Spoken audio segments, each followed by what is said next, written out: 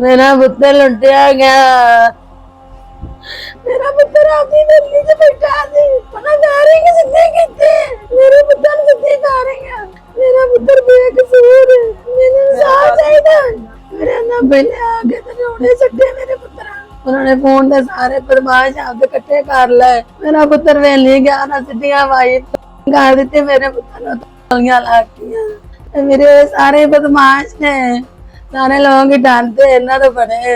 मेरा शेर पुत्र लुटिया गया। मैं गुद्या चाह बिना पुत्र की शादी करने से मेरा पुत्र ना किसी ने लड़े ना बोले। मेरा पुत्र गाल भी कटे भी खा के अंदर आ जाता। मेरा पुत्र अंजन से शादी करने से 4 महीने बाद मैं उसकी बच्चे की शादी करने से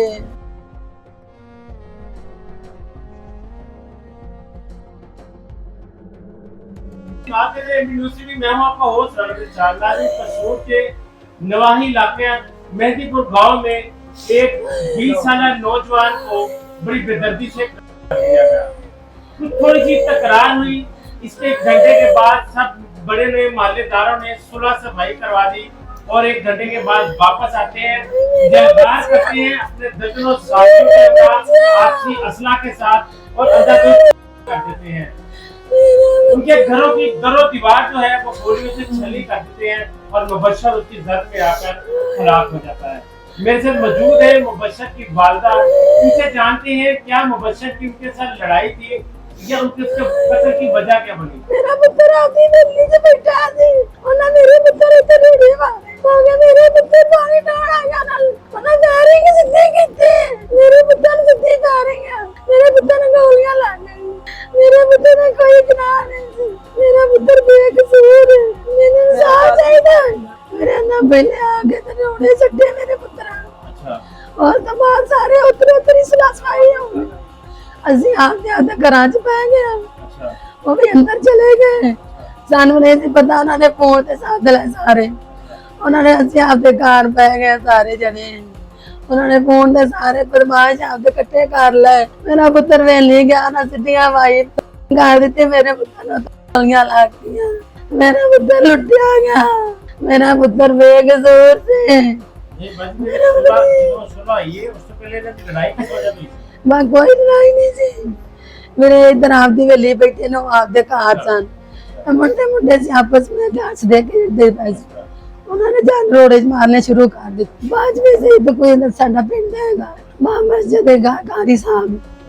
हाँ जी उन्हें सुलह सफाई साडी करा दी। असि आपदे घर पै गए। सानू नहीं सी पता साडे बैठिया फिर भी इन्होंने साडे नाल इंज करना। इस तो पहले साडी कोई लड़ाई नहीं सी उन्हां नाल हैगी। कोई साडे दिल च कोई गल नहीं। ਅਸੀਂ ਉਹਦੀ ਮੰਨ ਕੇ ਅੱਜ ਦੀ ਆਪਦੇ ਘਰ ਬਹਿ ਗਏ। ਸਾਨੂੰ ਚੁੱਪ ਕੀਤਾ ਨਾ ਲੁੱਟ ਲੈਣੇ। ਉਹ ਬਦਮਾਸ਼ ਮਸ਼ਹੂਰ ਬਣੇ ਹੋਏ ਨੇ। ਉਹ ਪਿੱਛੇ ਵੀ ਕਰਕੇ ਆਏ ਸੀ। ਹਾਂ ਜਿਹੜਾ ਜੇਦੂ ਉਹਦਾ ਸਾਲਾ ਸੀ। ਉਹਦਾ ਸਾਲਾ ਸੀ ਜਿਹਨੇ ਮੇਰੇ ਪੁੱਤਰ ਨੂੰ ਗੋਲੀਆਂ ਮਾਰੀਆਂ ਸੀ। ਮੇਰੇ ਇੱਥੇ ਉਹਨਾਂ ਦੀ ਲੜਾਈ ਬਥੇਰੀ ਹੋ ਜਾਂਦੀ ਏ। ਲੋਕਾਂ ਨਾਲ ਬੜੀ ਲੜਾਈ ਏ।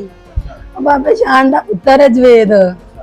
ਪਿੱਛੇ ਵੀ ਰਹਿੰਦੇ ਜਿੱਥੇ ਆਏ ਰਹਿੰਦੇ ਸੀ ਉੱਥੇ ਵੀ ਕਰਕੇ ਇੱਥੇ ਆਏ ਨੇ। ਪਿੱਛੇ ਜੋ ਗੁੰਡਾ ਸੱਜਰੀ ਕੋਈ ਗੱਲ ਹੁੰਦੀ ਜਾਂਦੀ ਉਸੇ ਵੇਲੇ ਪਿੱਛੇ ਫੋਨ ਕਰਕੇ ਬੰਦੇ ਸੱਦ ਲੈਂਦੇ। ਮੇਰੇ ਸਾਰੇ ਬਦਮਾਸ਼ ਨੇ।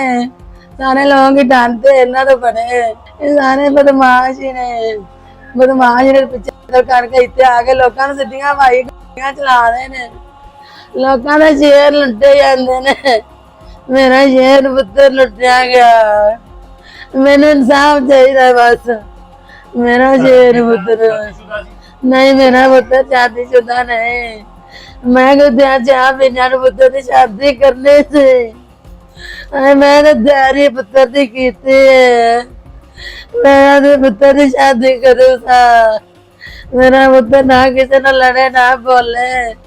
मेरा पुत्र गाल भी कटे भी खा के अंदर आ जाता। आके वहां पुत्र चुप कर जा कोई गल नहीं। मेरा पुत्र शादी करने से 4 महीने बाद मैं उसकी बच्चे की शादी करने से मेरा पुत्र लुटिया गया। मेरा पुत्र लोका खा लिया। मैनू कुछ नहीं चाहिए। मैनू आधे पुत्र का इंसाफ चाहिए बस। मैं और कुछ नहीं मांगती, मेरा शेर गया मेरे को, मैंने इंसाफ चाहिए है बस, मेरे इंसाफ। वालदा मुबशर की इस वक्त जान से नडाल है, बात भी नहीं की जा रही, सिर्फ एक ही बात जवाब पर है कि जालिमों ने मेरे बेटे को नाहक कत्ल कर दिया। खुदा मुझे इंसाफ दिलाया जाए। वो अपने हुक्मरानों से, हुक्मरान से, आईजी पंजाब से इंसाफ का मुतालबा करती है कि मुझे मेरे बेटे मुबशर के को सजा दी जाए। मेरे पुत्र ने सख्त सजा दी जाए, मेरे आदे अक्का ना देखा था के मेरे पुत्र ने सजा दे दो, मेरे पुत्र ने इंसाफ दे दो। जिसको चाहा उठा लिया, जिसको चाहा मार दिया। खुदा इस वालिदा को इंसाफ दिलाए और इस जालिम मुजरमान को गिरफ्तार करके करारे बाकी सजा दी जाए कि ये ना हो कि वो इसी तरह दंदनाते फिरते रहे और कई और माँ की गोदे इसी तरह उजाड़ दी जाए, कई और मुबशर को कत्ल कर दिया जाए। आज दे ले अपनी राय का इजहार कीजिएगा, इजाजत दीजिए। आज दे ले करे किन्ने को आगा और कत्ल करन दे, मेरे पुत्र ने इंसाफ ना मिला अगो और करन दे, बड़े बदमाश ने।